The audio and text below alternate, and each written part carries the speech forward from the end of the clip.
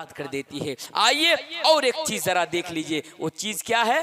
वो चीज है किसी का हक मार लेना, किसी को गाली देना, बिला वजह किसी को मारना, किसी की जमीन को हड़प लेना। अगर आप ऐसा करते हैं, कल कयामत के दिन आपके सारी नेकियां खत्म हो जाएंगी, सारी इबादतें खत्म हो जाएंगी और आपको जहन्नम के अंदर जाना पड़ेगा। आइए पहले हदीस सुन लीजिए। अल्लाह के प्यारे रसूल जनाब मोहम्मद रसूलुल्लाह सल्लल्लाहु अलैहि वसल्लम बयान फरमाते हैं, ऐ मेरे सहाबा अतदरून मल मुफलिस। इस हदीस को गौर से सुनिए। अतदरून मल मुफलिस, ऐ मेरे सहाबा जरा ये बताओ, क्या तुम्हें मालूम है कि मुफलिस किसे कहते हैं? मुफलिस किसे कहते हैं? अगर आपसे पूछा जाए कि मुफलिस कौन है, अच्छा गरीब कौन है आपकी नजर में, क्या बताएंगे? आपके समाज में गरीब कौन है? तो आप जवाब देंगे ना, मौलाना साहब गरीब वो फला शख्स है कि जिसके घर में खाने का सामान मौजूद ना हो, जिसके पास घर ना हो, जिसके पास जमीन व जायदाद ना हो, प्रॉपर्टी नहीं हो, वही ना गरीब है हमारी नजर में। भाई जवाब दीजिए, वो गरीब है कि नहीं है? भाई गरीब किसे मानते? गरीब उसे मानते ना, गरीब इंसान जिसके पास रहने को घर ना हो, अगर घर हो तो ऊपर छत ना हो, अगर एक टाइम का खाना खाता हो, दूसरा टाइम खाना खाने के लिए उसे सोचना पड़ता हो, उसके घर में खाने दाने दाने का मोहताज हो, तो भाई ये लोग हमारी नजर में गरीब है। अब अल्लाह के रसूल सहाबा को पहले सवाल करते, अल्लाहु अकबर, कि ऐ मेरे सहाबा अतदरून मल मुफलिस, तुम्हें पता है मुफलिस किसे कहते?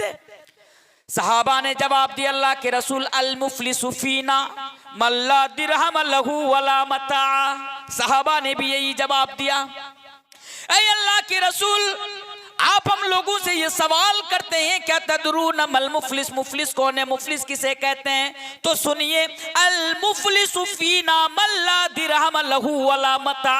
हमारी नजर में यानी हमारे दरमियान मुफलिस तो वो इंसान है कि जिसके पास यानी दिरहम ना हो, जिसके पास प्रॉपर्टी ना हो, जिसके पास दौलत ना हो, जिसके पास पैसा ना हो और दुनिया का साजो सामान ना हो। फिर अल्लाह के नबी ने बयान फरमाया, नहीं नहीं, वो मेरे साहबा, वो मेरी उम्मत के लोगों, वो मुफलिस नहीं है, वो भिखारी नहीं है। फिर कौन है? अल्लाह के नबी बयान फरमाते हैं, इन्नल मुफलिस मिन उम्मती यौम, इन्नल मुफलिस मिन उम्मती याती यौमल क़ियामति बिस्सलातिन व सियामिन व ज़कातिन। अल्लाह के नबी बयान फरमाते कि मुफलिस तो वो है कल कयामत के रोज, इन्नल मुफलिस मिन उम्मती याती यौमल क़ियामति बिस्सलातिन व सियामिन व ज़कातिन। मेरे कुछ उम्मत के लोग होंगे, यानी अल्लाह के कुछ बंदे ऐसे होंगे कल कयामत के रोज बहुत सारी नमाजें लेकर आएंगे।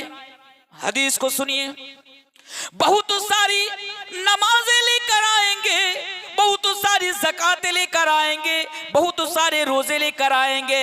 यानी जिसने दुनिया में बहुत सारी नमाजों का एहतमाम किया था, रोजा भी रखा था, अल्लाह की राह में ज़कात भी दिया था, ऐसे लोग जिनके नामा या माल में नेकियों की कमी नहीं होंगी, बड़े बड़े नेकियां लेकर आएंगे। लेकिन मेरे भाइयों, अल्लाह के नबी बयान फरमाते हैं कि जब वो आएंगे और उनके लिए ये फैसला कर दिया जाएगा कि इस बंदा को जन्नत के अंदर दाखिल कर दिया जाए, पीछे से एक बंदा आएगा और उसको अल्लाह तबारक व तआला से कहेगा कि अल्लाह तू इसे जन्नत के अंदर दाखिल कर रहा है, लेकिन एक मिनट, इसने दुनिया के अंदर मेरे ऊपर जुल्म किया था, मेरी जमीन को हड़प लिया था, मेरी जमीन को मेरा पैसा खा गया था, मेरा माल खा गया था। अल्लाह दुनिया में ये बड़ा ताकतवर था, मैं गरीब था, दुनिया में मुझे इंसाफ ना मिला था। अल्लाह तू तो आज इंसाफ करने वाला है, आज तो तू इंसाफ का तराजू रखने वाला है, मीजान रखने वाला है। ए अल्लाह आज तू हमें इंसाफ कर दे। अल्लाहु अकबर, आज तू हमें इंसाफ कर दे। अल्लाह तबारक व तआला उसे रोक लेगा। उसको रोकने के बाद उसकी जो नेकियां होंगी, उन नेकियों में से उसके बदले की जिसने जितना जुल्म किया था इसके ऊपर, उतनी नेकियां उससे लेकर के इसको दे दी जाएगी। और मेरे भाइयों, इसके गुनाह उसके सर के ऊपर लाद दिया जाएगा। अच्छा एक चीज बताइए, अच्छा एक चीज बताइए, इधर जमीन व जायदाद में जो बंटवारा होता है, बाप की प्रॉपर्टी में, बाप के इंतकाल कर जाने के बाद बाप की इंशाअल्लाह इंशाल्लाह। तो जो मैं आप लोगों के सामने बोल रहा था कि बाप की प्रॉपर्टी में जब बाप जिसको छोड़कर चले जाते विरासत में, भाइयों को बहनों को अधिकार मिलता कि नहीं मिलता?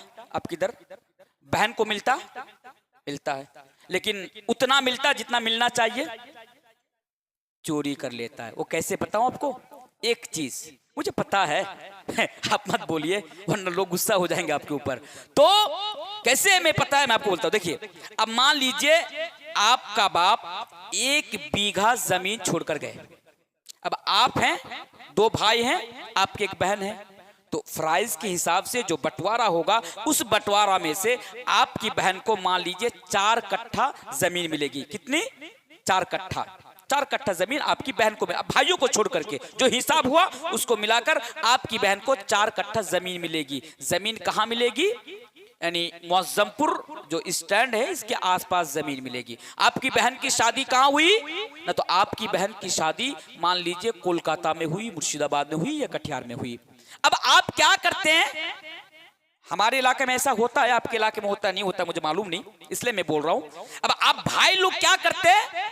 बहन को 4 कट्ठा जमीन तो देते हैं, लेकिन किस हिसाब से देते हैं? अब मान लीजिए कि मुअज्जमपुर के अंदर 4 कट्ठा जमीन की कीमत मान लीजिए 50 लाख है, मिसाल के तौर पर। ज्यादा भी हो सकता है, कम भी हो सकता है, मैं मिसाल दे रहा हूं। 50 लाख रुपया उस जमीन की कीमत है। अब आपकी बहन वो जमीन किसी और को बेच नहीं सकती। क्यों? इसलिए कि अगर आपकी बहन उस जमीन को कहीं और जाकर बेचेगी उसे 50 लाख रुपया मिलेगा, लेकिन आप क्या करेंगे? अपनी बहन के लिए घर का दरवाजा बंद कर देंगे, अपनी बहन को घर में आने नहीं देंगे। हमारे घर में तेरा क्या काम? तुझे जो हिस्सा चाहिए था, तुझे तो 4 कट्ठा जमीन का हिस्सा मिल गया, तूने कहीं और जाके बेच दिया, उसके घर जा, उसके घर में जा रहा है। तो हम क्या करते हैं? बहन अगर उस जमीन को जो हिस्से में मिला अगर कहीं बेच देती है, हम उसके लिए अपना दरवाजा बंद कर देते। अब बहन मजबूर है, देखिए मजबूरी का फायदा उठा रहा है। बहन भाइयों से मोहब्बत करती है, मेरी भी एक बहन है, मुझे मालूम है ये जो बहन होती है ना, अल्लाहु अकबर, ये अपने भाइयों से बहुत ज्यादा मोहब्बत करती है। बहन चाहती है कि मेरा भाई का दरवाजा मेरे लिए कभी बंद ना हो। माँ नहीं, बाप नहीं, कम से कम भाई का दरवाजा तो खुला रहता है मेरे लिए। कभी जब दिल करता है मैं जाता हूँ, 1 दिन रहती हूँ, 2 दिन रहती हूँ, भतीजों के साथ खेलती हूँ, भाइयों के साथ बात करती हूँ, अच्छा लगता है, दिल बहल जाता है। बहन इसलिए आती, बहन आपसे डरती है, कहीं और जमीन नहीं बेचती। अब आप क्या करते हैं? उस 50 लाख जमीन की कीमत, जो 50 लाख जो हुआ था उस जमीन की कीमत, अब आप बहन को बिल्कुल आधा देते हैं, 25 लाख देते हैं, 25 लाख रख लेते हैं।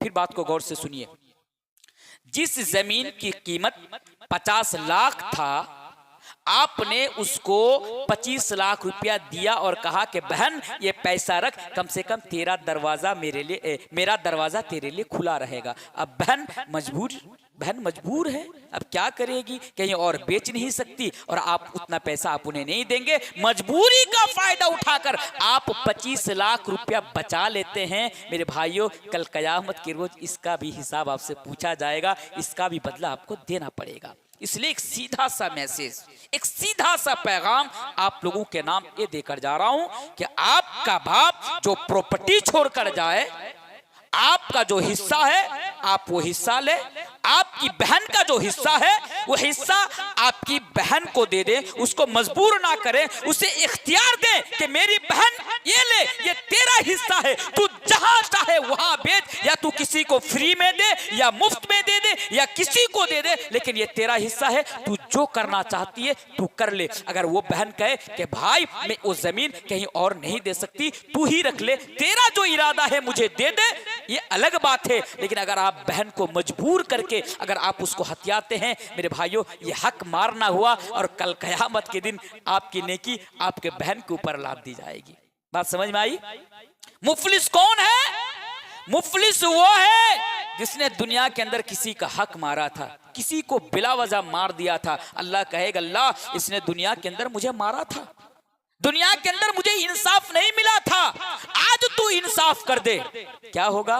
उसकी नेकियां इसे दे दी जाएगी, इसके गुनाह उसके ऊपर लाद दिए जाएंगे। अल्लाहू अकबर। इस तरह करते करते करते उनकी सारी नेकियां खत्म हो जाएंगी और उन लोगों के गुनाह इसके ऊपर चढ़ा दिए जाएंगे। अल्लाह फरिश्तों को हुक्म देगा, जिसे जन्नत जाने का हुक्म दिया था, अल्लाह फिर फरिश्तों को दोबारा हुक्म देगा कि अब तो इसकी नेकी खत्म हो गई, चल जा इसे जहन्नम के अंदर लेकर फेंक दे। उसे जहन्नम के अंदर ले जाकर फेंक दे। वो जो नमाजें लेकर आए थे, जो रोजे लेकर आए थे, जो ज़कात और दानो खैरात की जो नेकियां लेकर आए थे, सारी नेकियां खत्म। वो मुफलिस होकर, भिखारी होकर कल कयामत के रोज मेरे भाई जहन्नम के अंदर चला जाएगा। इसलिए खबरदार, अगर आप अपनी नेकियों की हिफाजत करना चाहते हैं, आप अपनी नेकियों को बचाना चाहते हैं, तो मेरे भाइयों आप दुनिया के अंदर किसी का हक ना मारना, किसी की जमीन को ना हड़पना, किसी को गाली नहीं देना, किसी पर बिला वजह जुल्म और अत्याचार और अन्याय ना करना, वरना कल कयामत के दिन आपको आपकी नेकियों से हाथ धोना पड़ेगा।